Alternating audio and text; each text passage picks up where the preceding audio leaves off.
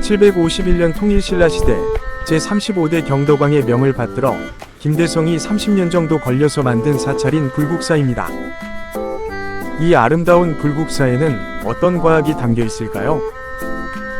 첫 번째는 지진으로부터 보호받을 수 있는 내진 구조를 만들었다고 합니다.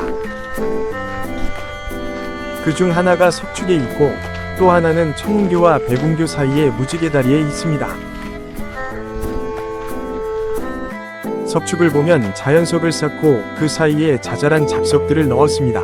지진이 일어나면 자연석들이 서로 움직이고 흔들리면서 계속 서로 일을 맞춰가고 자잘한 잡석들이 사이사이를 메우는 구조이기 때문에 지진의 충격을 분산시키는 내진 구조라고 합니다. 그리고 신라시대에 엄청난 과학적 산물, 그랭이 공법이 적용되어 있는데요. 인공으로 다듬은 돌을 자연석의 모양에 맞춰 돌을 깎아 짓고 서로 맞물리게 해 내진 구조를 구현했습니다. 또 다른 내진 구조는 쌍홍예의 무지개 모양의 구조입니다. 흔히 무지개 다리, 즉 아치는 저 모습 중 아랫부분의 모습으로만 만들곤 합니다. 역사다리꼴 모양의 돌, 다시 말해 위가 넓고 아래가 좁은 저 돌들의 모양 때문에 위쪽에선 어떤 충격이나 압력을 가하더라도 저 다리는 아래쪽으로 쉽게 무너지지 않는 특징을 갖고 있어요.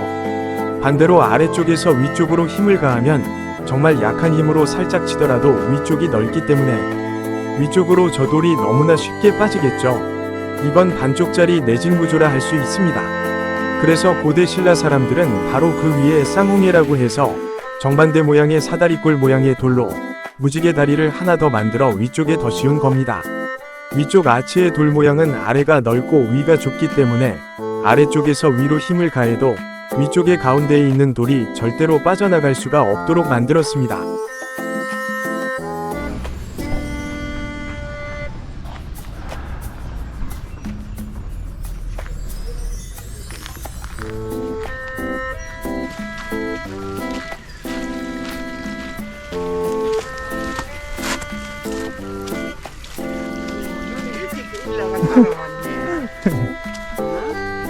(1966년) 이 불국사에 정말 큰일이 한번 벌어졌었습니다.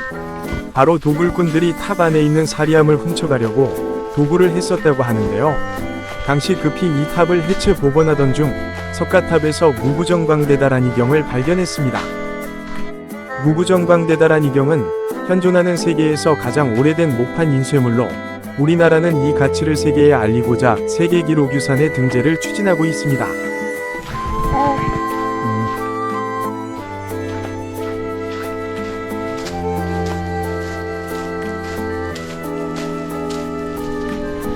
신라의 문화, 건축술, 과학기술, 그리고 사상과 철학, 모든 것이 담겨있는 정수 중에 정수라고 하는 석고람입니다.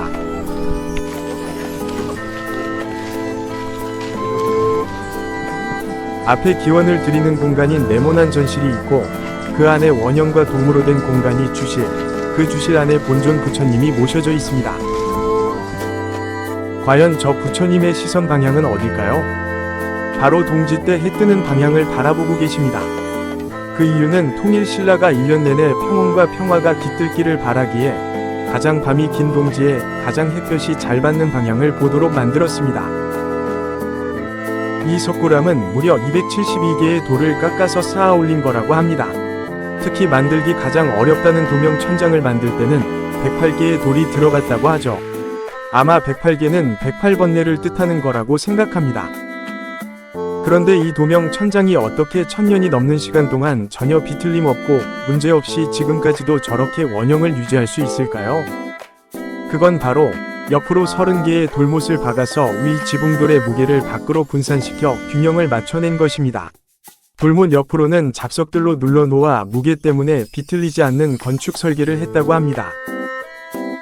1913년 일제강점기 석고람을 해체 복원할 때 가장 이해하지 못했던 게 이 단단한 화강암 돌 밑에 물이 흐르는 인공수로를 조성했다는 겁니다. 당시 일본인들은 물기를 밖으로 빼내고 바닥에 시멘트를 덮어 복원을 했다고 하는데요. 이는 복원이 아니라 훼손한 결과가 되었습니다. 인공수로는 바닥의 온도를 낮춰주기 위해서라고 합니다. 즉, 제습기술을 구현한 거죠. 주실 내부의 온도는 약 20도 정도 되고 물이 흐르는 바닥의 온도는 약 13도 정도가 된다고 하는데요. 밖에서 따뜻한 공기가 들어오면 안에는 이슬이 맺힐 거고 바닥이 차가우니까 그 이슬이 바닥으로 떨어지게 됩니다. 이런 원리로 습기를 바닥에 모아 제습을 하는 장치입니다. 이 도명은 우주를 뜻하고 그 우주의 한가운데에 부처님을 모셨다는 뜻인데요. 하지만 이 부처님은 실제로 정확히 중앙이 아니라 중앙보다 약간 뒤쪽으로 물러앉아 계십니다. 이는 신라인들의 계산착오가 아니라 의도적으로 이렇게 만든 거라고 합니다. 이 어두운 석굴 안에 빛은 전시를 통해 조금밖에 들어오지 않습니다. 그렇다면 석굴 내부에 빛이 비추는 곳은 아무래도 우리 눈에 더 가깝게 보일 것이고 빛이 닿지 않는 곳은 어둡게 더 뒤쪽으로 멀리 보이겠죠. 그래서 좌대 높이부터 당시 성인의 눈높이에 맞춰서 만든 거라고 하는데요. 시선 각도 위아래 15도면 성인 누구나 부처님을 잘 볼 수 있게 한 거죠. 바로 사람의 착시를 고려해서 부처님이 그만큼 뒤로 물러 앉으신 겁니다.